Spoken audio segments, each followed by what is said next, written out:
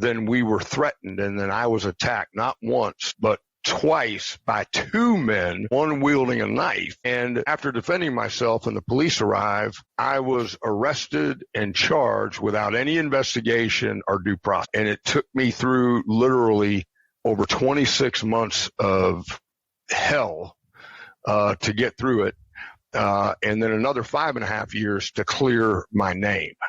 And get the whole record sealed, in somewhere between $600,000 and $750,000 in legal fees and costs. That's it in a nutshell. When you read the story, what I realized through this whole thing was you're no longer innocent until proven guilty in this country. You are now presumed guilty.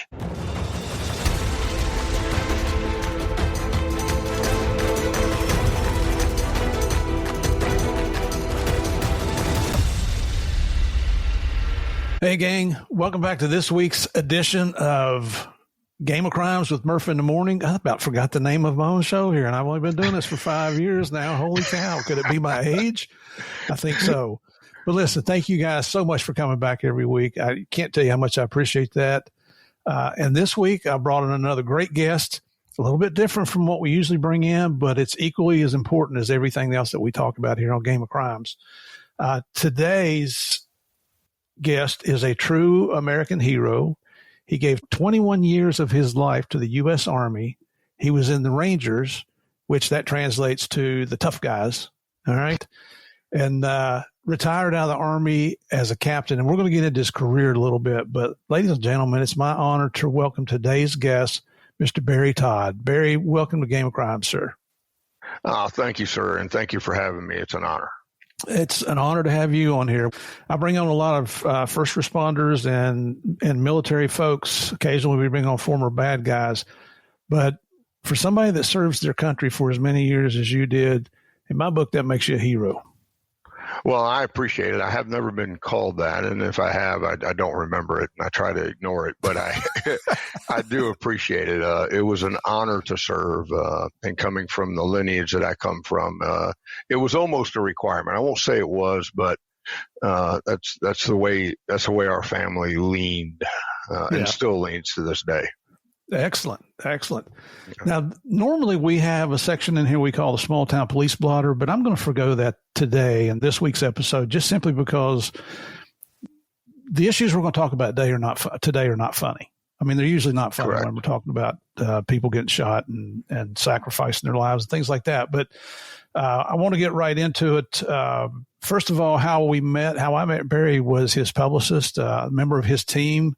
And that's Miss Lori from LR Media. She reached out to me and told me about Barry and his story.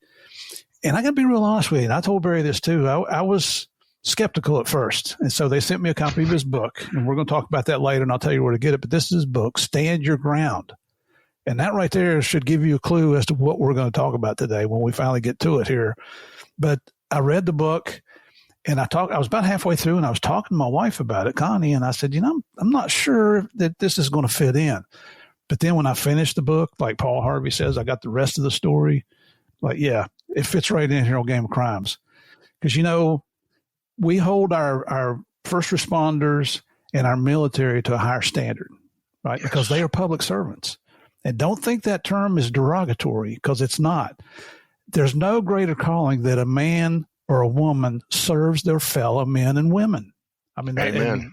Yep. And I'm not going to church here, but we just went to church, and that's the way we believe, and Barry believes just like I do. So, and the last part of the book, not to get way ahead of myself, but I can't help myself, is the transcripts from a trial that Barry had to go through. And I started reading that, and I thought, man, this is going to be boring. It was anything but. I mean, it was eye-opening. It was amazing. I've been in court so many times over 38 years as a cop. I knew what was going on in the process, although I've never heard what Barry went through, and we'll explain that here later in the interview. But this is a good one. This is one where, remember the old saying when Morgan was still on, here's my co-host, sometimes you got to get in, sit down, shut up, and hold on. That's today's episode, ladies and gentlemen. So Barry, let me stop talking here and get you going, brother. Can you tell us quickly where you grew up, what your family dynamics were? Did you play sports in high school, brothers and sisters, that kind of thing, please? All right. Well, again, thank you for having me on, Steve. This is an honor. I grew up in a military family. Both of my parents were in the military when they met. Both of them were Navy, and they divorced in '63. Now, my lineage, to understand my lineage, I have 5 grandparents on my father's side that came over on the Mayflower, and nearly every generation has served in the military, whether it's the Navy or the Army. My sister was the first Marine, my older sister. Wow. And I have 3 sisters and myself, so 4 of us total in siblings. But we grew up all over the place. I was born in Tennessee. I think you know Millington. Oh, yeah. Which is the installation right outside Memphis. That's where I was born. My mother and my father were stationed there when they were in the military in '62. My father had just gotten a commission. He was a Mustang, started out enlisted, and then got a commission, and he had just become a what do they call that? An ensign in the Navy. He had just become an ensign, and then they divorced not too long after that. And like I said, both my parents were in the military, so I lived everywhere from Virginia, Carolina, California, all over the country during my formative years. So I got a lot of experiences in different parts of the country, not only in the way they dress, but also in their culture of how they spoke. Oh, yeah. You go from the deep South or the hills of Tennessee over on the east side where my mom and all of them are from, and then you go all the way over to the West Coast to a place outside Fort Ord. It's like night and day. Yeah. And I experienced that when I moved from Tennessee going into high school to West Virginia. And the kids up there made fun of my Tennessee accent. I'm thinking, have you guys listened to yourselves talk? You bunch of hillbillies. But they were accepting of me eventually. But just like you did, you learn to adapt to your new surroundings and your new circumstances so that you kind of fit in. Your kids want to fit in. Yeah. I only played on baseball for the most part. I tried out all of them in high school and junior high and all that, but really baseball was my passion. My grandfather pitched for the Philadelphia Athletics on my mother's side back in the day. And for you people out there that don't know who they are now they were the Oakland A's. Now I think they're the Sacramento A's or the California A's or whatever. Yeah. And they left Philadelphia either in 50 or 51. Connie Mack was their last coach when they were the Philadelphia Athletics. And he was in the minor league with the Yankees. So I loved baseball. My mom taught me how to pitch and throw everything from a knuckleball to a spitball, all that kind of stuff. Yeah, it was cool. Yeah. What I wanted to say a while ago, too, and it slipped my mind, was when we were talking about I referred to you as a hero. Heroes never refer to themselves as heroes. So that's a telltale sign right there. Well, I appreciate that, but I'm blessed because of the people that mentored me and the people that are around me. That's always your success. And then I'm going to add to that in my worldview, also sharing the word of God. It's important that you let people know your faith and where you come from. Yep, I agree 100%. Yeah, my regular listeners, they're used to Murph getting on his little platform here and spewing a few words out of the Bible. So there you go. I don't apologize for it. It's my show, and we're going to talk about things like that. Yeah, you shouldn't. You shouldn't apologize for it. Exactly. It's a beautiful thing. So let's see here. Now, you went to college, but you went to the military first. Is that right? Yes, I did. Actually, I got in some trouble there in the latter years. My mother actually had to request an assignment. We were living in Norfolk, Virginia. She was stationed there in the Army. She was out there at Fort Eustis. And I was getting in some trouble with some kids. I had to go to court when I was 13 for breaking and entering into a garage and taking some tools and a motorcycle. It was on, that all that kid that 12 and 13. I went to court on my 13th birthday. My mom bought me a brand new suit and had to have a crew cut. Oh, geez. And she put me in that scared straight thing. I don't know if you remember that back in the 70s. Oh yeah, yes, sir. I got to spend about 3 hours in one of them prisons over there outside of Norfolk, and yeah, that was the scariest day of my life. I'll bet. At that time, that was definitely the scariest day of my life, and but then she moved up and got me back out into the country, and we moved to a place called Warrenton, Virginia, which is in Fauquier County. Virginia, and I did all of my high school at a place called Fauquier County High School in Warrenton, Virginia. My mom was stationed at a place called Bent Hill Farm Station. It was a super secret squirrel installation back in the woods for the military back in them days, a small army installation. Yeah. I spent a lot of time in my DEA career in Northern Virginia and Ashburn in that area. Very familiar with Fauquier County. So when you went to the Army, was that the judge telling you to go or mom's telling you to go? No. I had gotten my life straight over those years when my mom got transferred up there.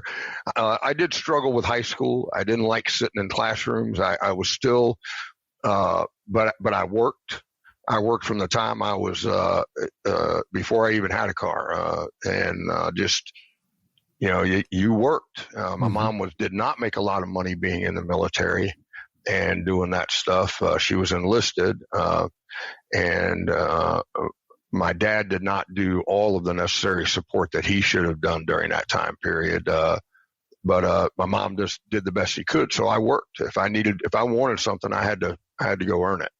Wow. So my first goal was to get out of the military, and I did. When you grow up and you don't have a father figure around, you revert to something.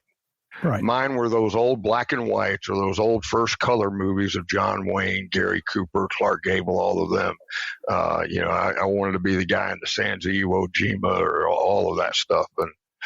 And then when it was at Bent Hill, I met this guy. I can't remember his last name, but his first name was Billy, and he was a dear friend of my mom's and a Vietnam vet. They were having the 4th of July celebration in '78 at Bent Hill, and I had to go with my mom. So I'm 16 years old, and I'm going out here, and I go over to Billy's room. My mom meets him over there. He was living in the senior enlisted quarters. And he was going to be the keynote speaker there that day. Now he's a Medal of Honor winner. Okay. Nice.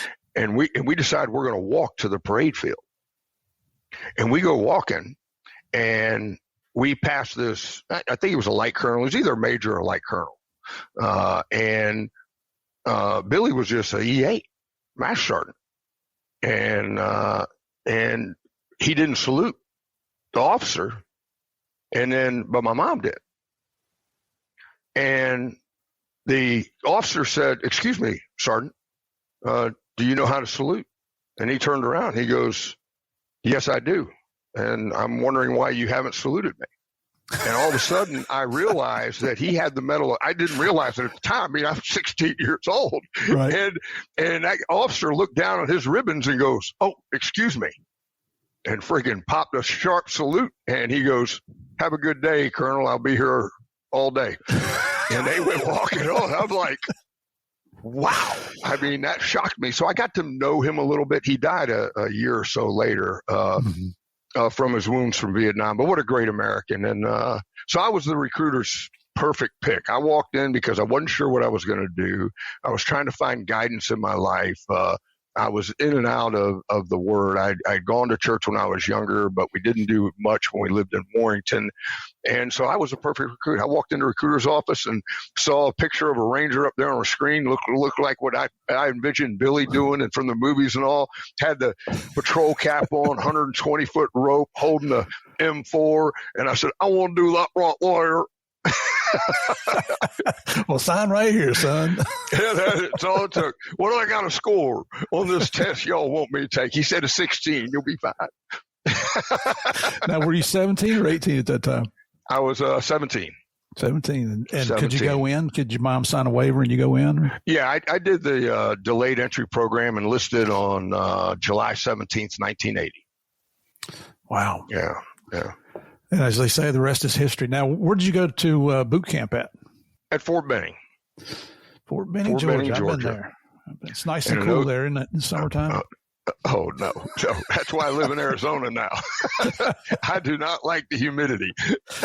Yeah, that is it's not a very big town, but it's hot. It's always hot over there.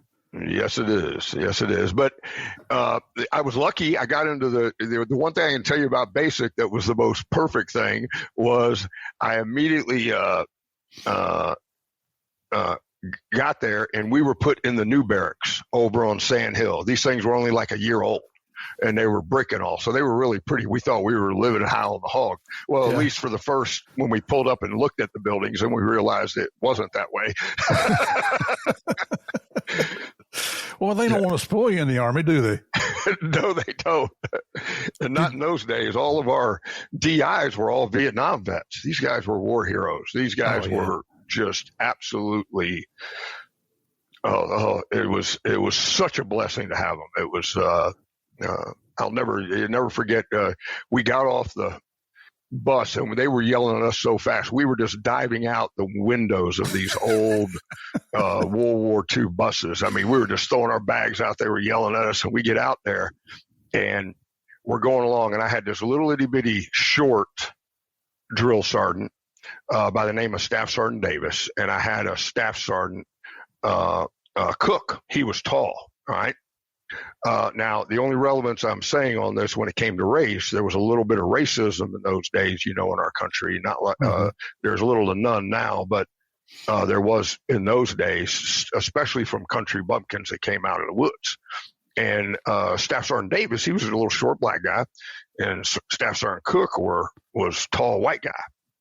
And there was this tall West Virginia boy comes up there, and there you going up and down the line yelling and just screaming at us, and we're all trying to figure out how to stand at attention. We never had a block of instruction on how to even do that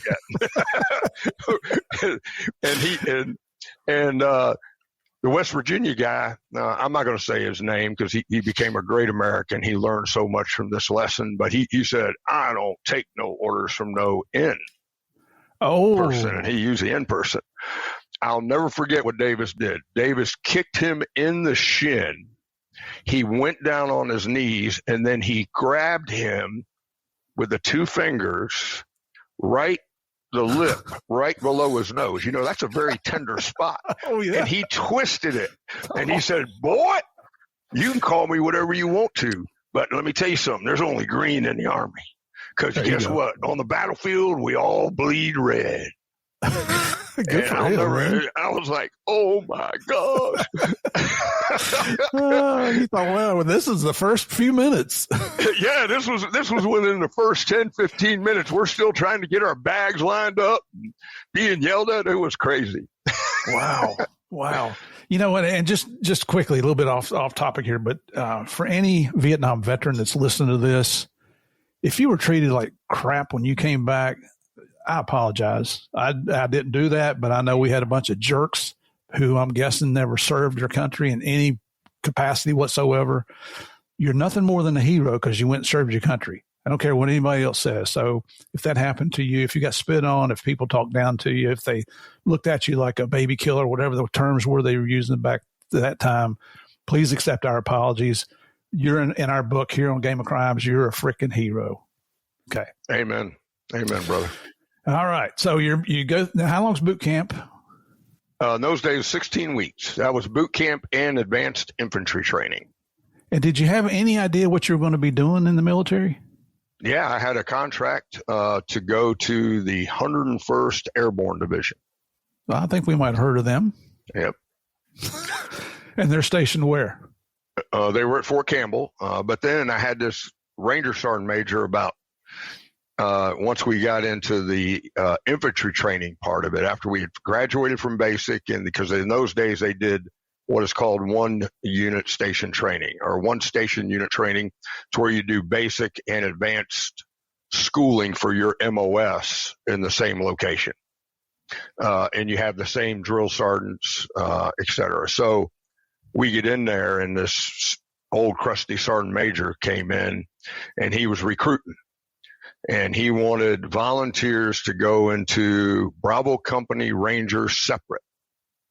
And so we're feeling all studly and stuff. We're 10, 11 weeks into this. And, next thing you know, I volunteered for that. Hand, what are you doing up in the air? Get down here. And that was probably one of the, next to being saved by Jesus Christ, meeting my wife, and having my wonderful kids, best decision I ever made. Absolutely the best decision I ever made. That's so good to hear. That's so good to hear. Probably, we're supposed to have priorities in life, and the priorities, in my opinion, and I'm pretty sure in Barry's here, is God, family, job. Unfortunately, most of us, like, this idiot here, Murph, it was job, and the family suffered, and my religious life suffered, my Christianity, my belief in God. Thank goodness he's forgiving. So have I still gotten it straightened out?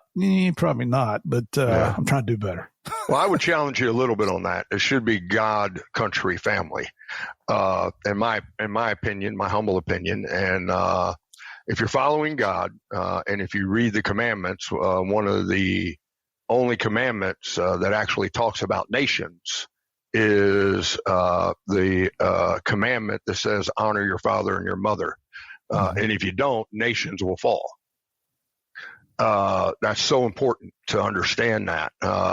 And without a nation, we cannot have the harmonious place we have here in the United States, where we're able to raise our families the way we believe, with the values that have been instilled in us under our Judeo-Christian lifestyle. We would be persecuted just like you see it all the time, just like Charlie Kirk was recently assassinated.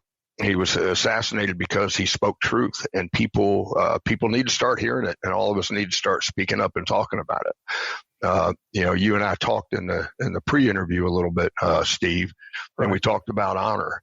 There's another man that displayed honor. Today most of these kids cannot define honor. I talk to college kids. I talk to ones in their 30s, and we'll get into these discussions, and they'll start talking politics and other things, worldviews, and I'll tell them, okay, let me find out where you're coming from. And the first question I always ask them, and if you go on my company website, you'll actually see it on there. It's the first value we have. It says we lead with honor. And I ask them to define honor. Every single one of them cannot define it, or they will give me the definition of integrity. They will not give me the definition of honor. And when I correct them and they go, well, what's honor? I said, honor is not doing the right thing when no one's looking. I said, that's easy to do. I said, doing the right thing no matter the cost, that's hard. Yeah. Because that might cost you your life. You think of it, of everybody in the military, men that lay down their lives in combat. Well, what about here at home? Are you willing to give up your career like Pat Tillman did? All right. Are you willing to give up your career like the father of the assassin that just killed Charlie Kirk? All right. Not only did he turn his son in, but he resigned from the police force. I mean, think about that. He did the right thing because he knew that would bring taint on that police force. True. True. We need to start teaching our kids to hold themselves accountable to a standard of honor. Everybody always wants to focus nowadays in school. They teach them the preamble to the Declaration of Independence. Back when you and I went to school, before the Department of Education was created, we had to read the whole damn thing. We had to write papers on it. And then here's what I keep in my desk drawer. You saw me just pull it out. I keep a copy of the Constitution right here, right in front of me. Yeah. Well, I have it all over the walls here and everything. And what people need to memorize, the last sentence. Why did our founding fathers, the 56 that signed the Declaration of Independence, why did they do what they did? Well, they did it because if you read the very last sentence, all right, it talks about their sacred honor. And when I was growing up, my mother made me read a book called The Signers. And it was the lives of the 56 signers of the Declaration of Independence. And 21 of them were theologians. Over a third of them, not only they were hard to capture, but the British took their wives, took their children, put them in prison, tortured them. Some of them died either in prison or after the war from their wounds. And all they had to do was sign a piece of paper saying they recanted signing their signature on the Declaration of Independence, and not one of them did it because they believed so strongly in our Lord Jesus Christ, and that he had put on their heart to lead this country to a new light, to bring light to a world of darkness. Excellent. That's setting a good standard.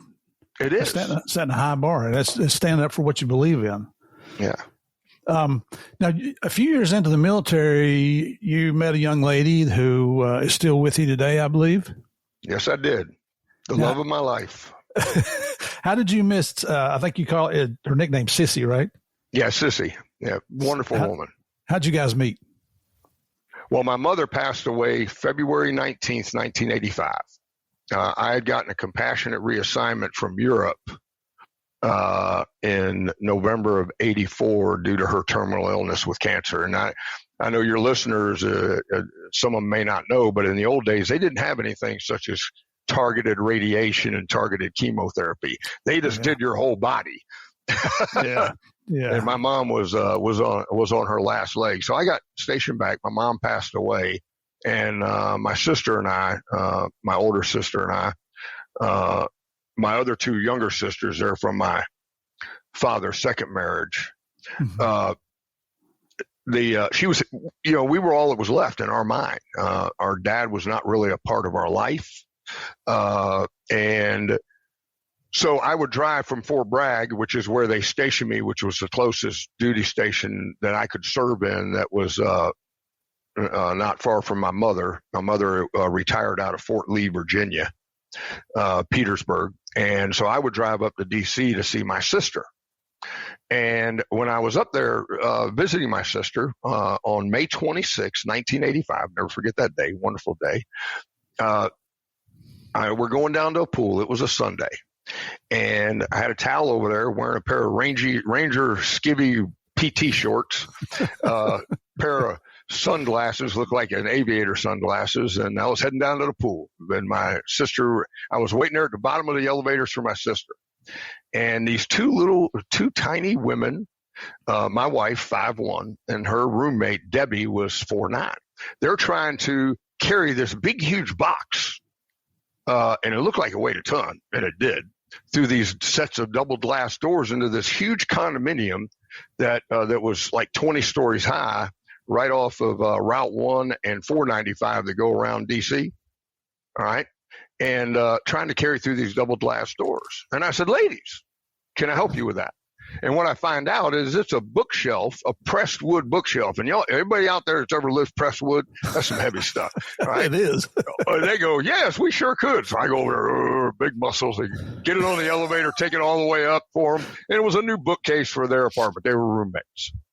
And I get done, and they give me a Coors Light, and I'm thinking about her. I mean, she's on my mind. And the reality is when she came walking through those doors, there was a halo over her head, and God was telling me, you need to meet her. And that's when I tell her. She goes, "Oh, you're so full of it." And I said, well, I've been here 40. We must be married to sisters. I hear that all the time too. and she so I go back up, and I got to get ready to go back to Bragg because it's a Sunday. And it's a good 2-3 hour drive in them days because you had to do 55 miles an hour. And well, that's if you did 55 miles an hour, but you get the point. Yeah, got it. And I'm sitting there, I'm watching, I'll never forget this. She wore a yellow ribbon, and I'm watching those two young lieutenants fighting over meeting this girl. And I'm like, I'm not, I'm going to be in this contest. So I freaking get done getting my stuff on, and I go down and knock on her door and asked her out the next weekend. And we dated over the next 6 weekends. I saw her 5 of those weekends, and I asked her to marry me on July 4th, 1985. We got married on August 24th, 1985, and we've been together ever since. 40 years later. Yep. Congratulations. It's funny because when I tell people, when I do speaking events and tell people that my wife and I have been married 41 years, they always applaud. And I never quite understand that, other than I guess they respect the sanctity of marriage and the fact that, you've made it this far, because this is number 2 for me. My practice wife didn't last too long. Yeah, that's tough. That's tough. Is. It's but see, these young folks today, they think that marriage is this little feeling I'm going to have. No. If you ever read the Bible and even some other love stories, love is an action word. It's not a feeling. If you really care for someone, then you're going to take action, and to show them that you care for them by the things you do, how you treat them, how you treat their family, your friends, everything. Nice. All right. Not to go too deep into your military career, but just give us the Reader's Digest of everywhere you were stationed in your military career. Oh my gosh. If you can. All right. I was stationed. Yes, I can. Reader's Digest version. I was stationed in Europe, in the DMZ in Korea, Central America, did a lot of missions down there. Most of my time once I was married, I literally only lived in 3 places with my family, even though I was in multiple assignments or multiple positions in those locations. My family was able to stay at those locations. Nice. So yeah, that was good. So while I was married, I was at Bragg. I was in the 82nd. But 4 months later, after I was married, the Army under Reagan was standing up a new division, the 10th Mountain Division. And I was selected by Department of the Army as a non-commissioned officer ranger to go down and start that unit up. So I was getting sent back to Fort Benning, because that's where the brigade that I was assigned to was standing up at.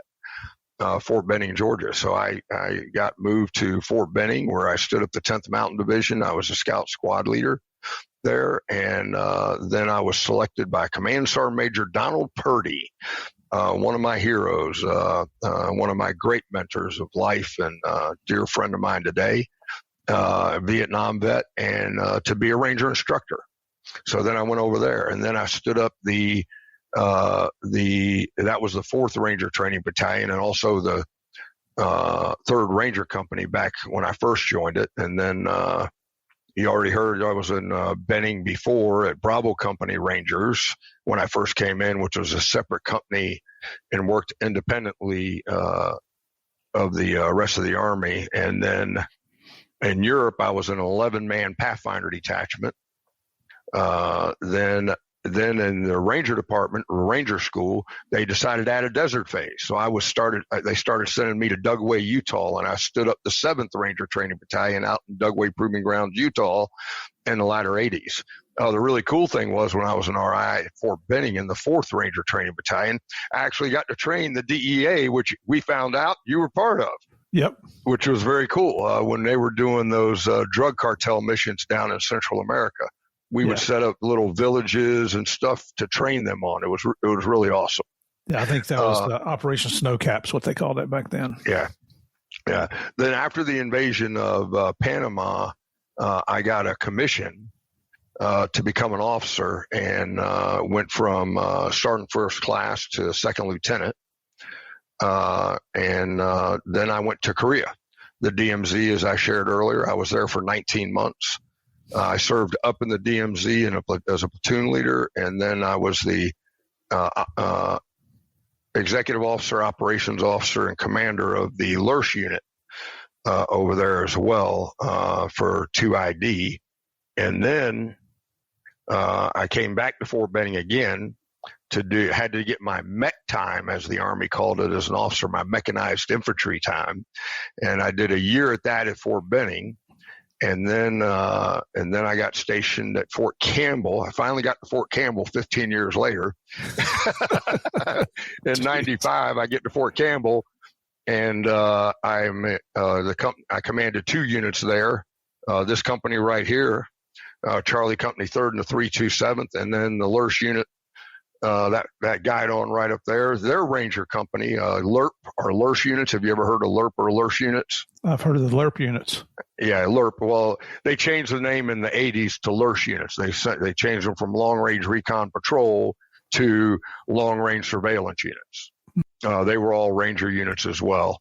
And then, so I commanded that unit.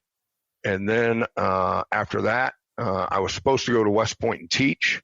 Under the Clinton drawdown, they deleted the orders. And I went to get stuck in an assignment, a remote assignment in Mississippi, training the National Guard in Alabama, Mississippi, and Louisiana, and East Texas as an active duty person. And I came out on a list for major, and I prayed on it, thought on it a long time, because while I was there in Mississippi, I got saved. I started getting my life right with God and realized that God wanted me to go to a different direction. And I said, nope, drop my retirement papers and retire from the military. Wow. Well, now somewhere in that 21 years, you got your college education, didn't you? Mm-hmm. Yes, I did. I got both my undergraduate and my graduate degree. How in the world did you fit that in with everything else you got, traveling around the world and training and trying to keep a family? And good question. Funny story. I had no desire to become an officer because I didn't think I was good at school. All right. And so I get stationed at 10th Mountain. Like I told you earlier, this is the end of 85, beginning of 86. And about 8-9 months into it, I'm coming up for reenlistment. And they're offering this new package where you can go to college for a full quarter or semester, and all you have to do is keep up your qualification and your PT. And it was a reenlistment incentive, and you had to reenlist for a minimum of 4 to 6 years to get it. And I'm like, let me check this out, because I met this officer who was a captain. He was the artillery officer in our battalion. Mm-hmm. Really, really nice guy. And he had 2 master's degrees. All right. But let me tell you something. This guy had no common sense. He could tell you the dimensions and the internal workings of a doorknob, but he could not tell you how to turn that damn doorknob. And I'm like, if this guy's got 2 master's degrees, and I'm a rocket scientist. So my wife and my dad was on me, because I tried to rebuild my relationship with my dad, which has been successful. And he was a college graduate. He said, go, try it, do it. And my wife was pushing me to do it. So I went to school, and I was shocked. I'm 24 years old, 25 at the time. What was I? Let's see, 62 was I? 24, 25 at the time. And I walk into the classroom at Chattahoochee Community College, all right, taking my first classes in English and, history, all that stuff. And I walk in there, I got books and paper, I'm ready to go. Military discipline. Nobody else in that entire room was ready for school. All of them were right out of high school. They're just sitting around. They look like they're hungover. I got straight A's through that whole thing. I'm like, this thing ain't that hard. I was just lacking the discipline when I was younger to focus on what was important. Right. And that's when I realized this college thing is not that hard. It's just a question of I was not ready at the time when I was graduating from high school. And so I just carried my books to the field the rest of the time. I always talked to my professors. If the professor wouldn't allow me to miss classes, then I would change schools or not take them. Mm-hmm. But I carried my books to the field. I always got my assignments done on time, et cetera. Yeah. Good for you. I mean, that's seeing a mission and carrying it through. And so you got your, I think you told me you got your undergrad at Troy University, and you got your master's at William Carey University. Is that correct? Yes. Yeah. Good for you, brother. I mean, you never know when the education is going to come later in life to help you out. It's more than a piece of paper. Yeah, and in everybody's journey, God, I call it people's walk with God. We all come to realizations at our own pace. The question is, are you going to be, in anybody you run into, are you going to be a hindrance to that, or are you going to be a mentor to that? And and I remember back all the leaders that I had: Purdy, Max Mullins, George Ponder, Ralph Beam, all these brothers in arms. They were all mentors to me, and I try to do the same thing and move that forward, whether it's mentoring young boys in our church or just people that I run into. It's a beautiful Excellent thing. So when you came out of the military, and now we're talking, what, 2001, 2002? Mm-hmm. 2001, April 1st. What did you have did you have anything in mind? Well, it was sort of a shock to my family when I decided to retire. I mean, it was a real shock because I was the warrior's warrior. Prior to getting saved in 2000, I was the meanest snake you ever want to meet. All right. God was not in my life. All right. It was army. Yeah. And I was a hard father. The lessons were good, but there were times that I should have slowed down more and done a little bit more I love you, and not so much more of the kicking in the butt as an Army Ranger. And that's a lesson I've learned through the years. But with that, I knew I wanted to be a financial advisor, but we didn't have the money to move from this remote assignment on my retirement, buy a house, and start a business as a financial advisor.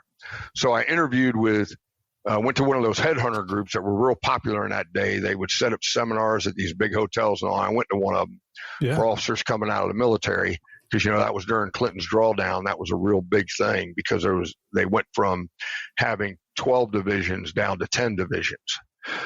And so I went to one of these headhunter groups. I interviewed with 14 companies over 2 days and got 9 offers. The only one that had military installations next to them for me to become a financial advisor at First Command, which was the company I wanted to go with, was Yuma, Arizona.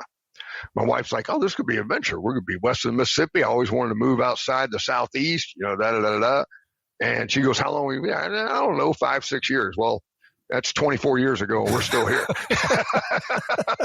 So math wasn't your major. No, not in that case. No. In that company, what's your role? Because your background's military. So what are you doing in this new financial company? There, I was a financial advisor as well. After I did that 1 year with that company that hired me, I stepped off and went to work for First Command as a financial advisor. That company that hired me was called RMH, and they brought me in here to be a GM of a new facility that had about 350 people in it. And I did that literally for 1 year and 2 weeks and then walked out the door. And I gave them my notice and stepped off and took the stock options that I had and used it to front my business in the financial services world with First Command. Who were your primary clients in First Command? At those days, it was 100% military, E6 and above. And I knew the answer to that. I just love it. I love the fact that you're continuing to support your military brothers and sisters in arms. Yeah. And but what I realized once I got in there was I was just a glorified salesman. That's all I was. Yeah. I was just a glorified salesman, selling mutual funds and whole life insurance. And after they gave me 39 clients when I moved into this office out here. And by the time I left, just under 6 years later, I had over 400. Yeah, it's crazy. It's absurd. And they want you to guarantee lifetime service, but then they give you hundreds and hundreds, and it's impossible to do. Right. The math just doesn't add up for you to take care of these people and stay on top of everything. I was going to leave the industry. I was offered a lot of money to go to New York Life because I can sell. I can sell a blind man contacts, but that's not why I became a financial advisor. That's not why I got the degrees I got. That's not why I learned that money is a commodity, and it's to help you identify what your values are and help you accomplish your goals for the reasons that are important to you, nobody else.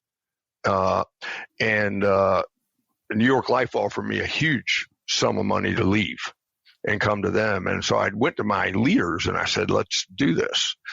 And they said, yeah, let's do it. Because I was their number one advisor internationally in Yuma, Arizona that year.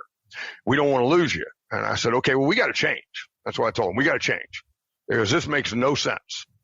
And they said, okay, will you do a beta test and write it for us? And at that time, they were going through a lot of struggles with the Financial Regulatory Authority, FINRA, and the Securities and Exchange Commission for what they called fraudulent sales practices. And they agreed. And so I got a group of clients together and learned what they really wanted. I didn't write the model in some funnel without talking to the clients. The clients are the number one driver in our firm, and we stepped off. Yeah, but then after they got through all that legal stuff, I was still going through the beta test, and then went back with my results, and they said, "Oh yeah, we appreciate you doing this, but we're not going to go there. Oh, and by the way, we're going to cut your pay," even though I had signed a separate agreement that mine would stay at a certain level. And I said, "Well, I'm not accepting that." And then they terminated me without cause. Wow. Yeah, but all the clients that had come into the new world under the beta test all left with me. Oh, there you go. Yeah, so it was a beautiful thing. Yeah, and that resulted in what? It resulted in the national fee-only financial advisory firm that we have now, headquartered in Yuma. We have offices from Virginia to California. And that's the name of your company now is Invicta Financial Group? Yep, Invicta Financial Group. Yep. Just out of curiosity, what's Invicta? What does that mean? That means unconquered.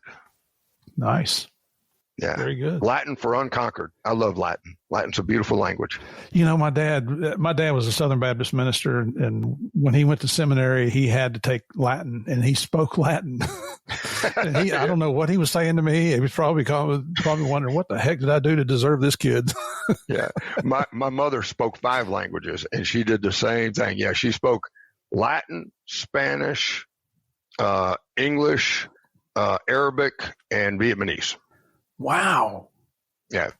That's impressive. Smart woman. That's very impressive. All right. So your company's doing pretty well. You're successful. Yes. And then we roll around to 2014. And on February 28th, you and your bride and I think some friends went out to have a nice evening together. And let's start talking about that, because that's the reason that you're here. Okay. Well, to put it in a nutshell, just to bring your listeners and viewers up to speed on what happened here. Right. My wife and I were out with some friends. Then we were threatened, and then I was attacked not once, but twice by 2 men, one wielding a knife. And after defending myself and the police arrive, I was arrested and charged without any investigation or due process. And it took me through literally over 26 months of hell to get through it. And then another 5.5 years to clear my name and get the whole record sealed in somewhere between $600,000 and $750,000 in legal fees and costs. So that's it in a nutshell. But when you read the story, what I realized through this whole thing was you're no longer innocent until proven guilty in this country. You are now presumed guilty. And anybody that's been in that position where it's been presumed you were guilty, it's absurd. It's absurd. And thank God for a court and a judge that knew and had respect for the law, because the incompetence of the police detective that was on my case and the malicious prosecution of the prosecutor, if they had had a judge on their side that did not have that respect for the law, I would have been thrown under the jail. Yeah. Yeah. And it's, and I'm going to dig down into it just a little bit. One thing that, and he's giving you an overview, ladies and gentlemen, but we want to talk a little bit more in detail about this. And you got to understand that this was all videotaped. The police officers had access to the videotape and didn't review it before they put Barry in jail. I'm glad you're laughing. I know it's ridiculous the way it happened, but I mean, you don't have to be an experienced detective to figure out. Yeah, let's take a look at. I had a prosecutor in Miami tell me one time, and it hurt my feelings. Like, you regular listeners have heard me mention this before. The best evidence that you could have, I always thought, was, hey, I'm an honest cop. I've been a cop my whole life. I've been a cop more years than I've been anything else, including my childhood. But I thought I was the best evidence. And he said, no. The best evidence is video. Second best is audio. Third best is your testimony. And that hurt my feelings, but because I thought I was God's gift to law enforcement, So it's amazing that I retired and law enforcement continues to go on without me, but they do. But it's kind of ridiculous. I'm surprised the Ranger community continues to go on without me. Understood, brother. Understood. But here's, this is just, we had a pre-call about a week ago, Barry and I did, and we're talking, and I'm thinking, here's an established businessman who's a U.S. Army veteran who's never been charged with, I don't know if you ever had a speeding ticket, but I'm pretty sure you've never been charged with a felony. Nope. So you got a clean record. They know where he lives. They know where he works. He's not a flight risk. There's no reason to charge him immediately when you can conduct your investigation, because right now it's he said, she said, although there's a video, which might help you figure this out, but they didn't bother to look at that video for quite some time. So, and you're very open and transparent in your book where you talk about the words that you exchanged with him because of the things that he was saying to you and what he wanted you to do, which was kind of asinine.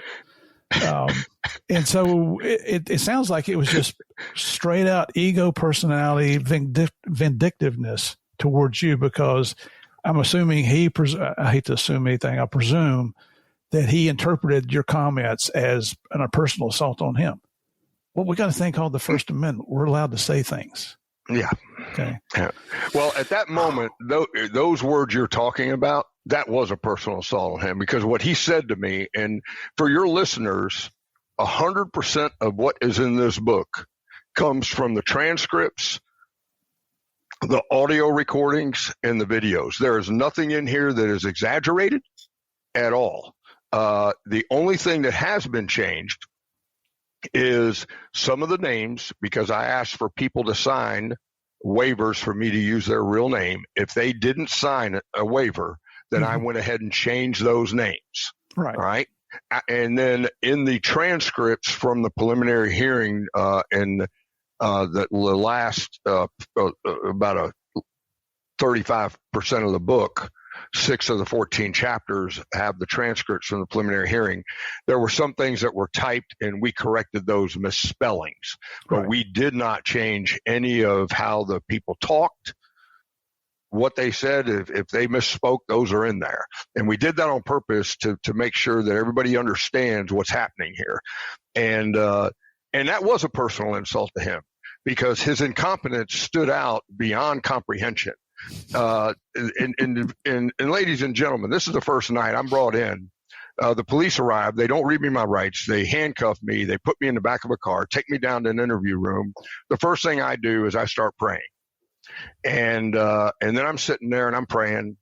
And the police officer, the detective, after I'm done praying, a few minutes after I'm done praying, he comes in and he wants to know what happened. And at first I didn't want to tell him. And then I decided I would, because I had nothing to hide. I knew I had followed the law. I had my CCW license at that time in about 39 states. I knew the laws of Arizona. It was my home. And so I brought him in and I told him what happened. I love it. You always got both sides in the TV, on TV, where the police say, yeah, tell us the truth and it'll help you. We'll help you. Da, da, da, da. Well, in this case, I told him the truth thinking that, and that wasn't the case. And then after I was done, he came in and he said to me, he goes, sign this document, read this document and sign it. And I said, what is it? He said, it's a charge sheet. And I said, I'm being charged. What am I being charged with? He goes, attempted murder and 2 counts of aggravated assault. I said, I told you it was strictly self-defense. He goes, we have the whole thing on video. I said, great. Have you looked at the video? His exact words to me, folks, were, not yet. I'm like, your listeners have been listening to this. They know I was a Ranger instructor and I was an NCO for many years, and I love the NCO. But that drill sergeant Ranger instructor mentality shot the blood up to my brain and engaged my mouth. And I literally said some things that weren't great to him, but it was. If you want to know what that is, it's in the book. As I read it in the book. So it probably made you laugh, though, didn't it? It did. It did. I'm like, well, hey, you asked for that one. I'm like, you gotta be kidding me. There's and God bless law enforcement. We're not here bashing anybody. You folks know me that listen to this show all the time. I bleed blue. I will until the day I die.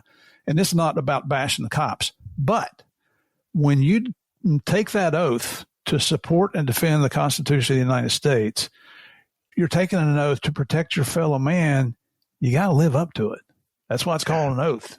You can't just pick and choose. If you're having a bad day, if you and your wife are fighting, you can't let those outside events influence what you're supposed to be doing, because being a cop, the authorities that you have are some of the most, what's the word, Barry? It's some of the most empowered abilities that anybody can legally have. Yes. You have all the power. You're authorized to kill somebody if you have to protect another person. I can't imagine anything stronger than that. Yeah. But I'll tell you what disappointed me the most through this whole thing. And I talk about it a little bit in my book. And going back to that word honor I talked about earlier, in the military, the men that mentored me and that led me beat this into my skull, honor. And so I knew 3 or 4 of the police officers that were on the Yuma Police Department. And my attorney and lead detective reached out to them after we got the video from the police, had it forensically enhanced by Brian Neumeister, one of the FBI's leading video forensics experts that lives in Phoenix. He took 160 hours of video, condensed it down into the cameras that were from 16 different cameras, condensed it down into a movie, and brought those in. Yeah, that cost me a lot of money. And brought in these police officers, and every single one of them. Well, one of them refused to come in and see it. The other 3 came in and looked at it, and they said, "Oh, you're right, man. You got a good case here." Da, da, da, da, da.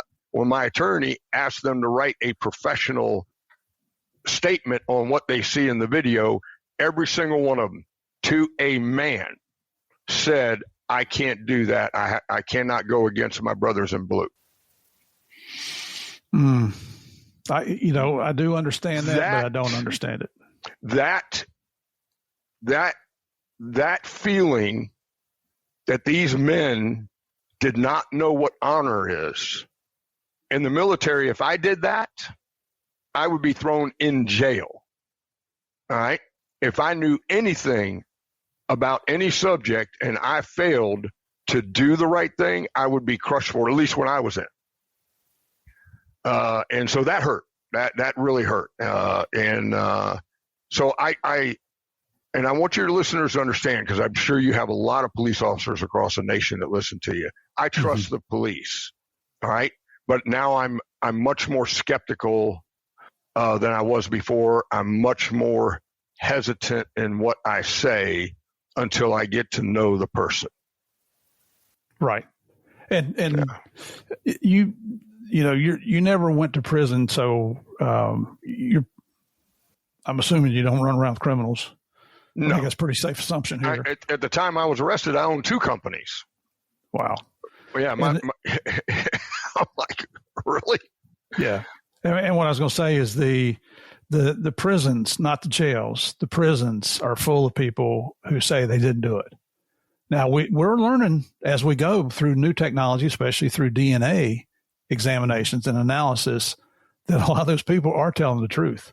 Yeah. But when you've got people who, without question, are committing violent crimes against their fellow man, whether it's murder, robbery, torture, human trafficking, whatever, and if you know they're the ones that did it, they know they're the ones that did it, but then they say, "I'm not guilty," that's what taints everybody else. And it takes everybody on the outside to think, no, you did do it, but you're lying about it. So then, it's easy to stereotype any group Like it would be easy for Barry here to stereotype every police officer in the world now because of his negative experience, but he's not doing that. No, I'm not. And you got to look at the whole incident. One of the couples that was there that night, they're a retired military couple, Tony and Dawn, and she worked for me. But her husband, retired Marine, great American, loved him to death. He actually, him and his wife sort of meandered out there in the second attack. And he wasn't out there for the whole thing, but he meandered out there in the second attack. And on his statement to the police, he made himself out to be the hero, all right, because he was looking at things through his own prism, all right, a very narrow prism, all right. He had went over and did first aid on the young man that got shot. He was trying to get the weapon from me and calm me down, all this kind of stuff he put in his statement to the police. But in the video, this is him behind his wife. Let's say his wife's here. His wife's right here, and he's right here. Oh, you're kidding. Nope. Whoa. Yeah. But I mean, it doesn't make him a bad man. He was intoxicated, and we all see things through our own lens, and depending on where our ego's at, we have a tendency to exaggerate what we see or what we think we saw. Because, and the other thing I learned, I did not know this, Steve, I did not know that eyewitness testimony is only 25% accurate. I did not know that. Yeah, it's hard to find two people that will explain a situation the exact same. I mean, it's like almost unheard of. Yeah. Yeah, I was totally shocked by that. When my attorney told me that, I said, well, thank God. Because when I told him what happened, and then he got the videos, and then he watched it after the FBI got done running his camera, he actually called me in. He goes, I can't believe this, Barry. He goes, 80% of what you told me is accurate. Wow. He goes, I've never seen that. Yeah.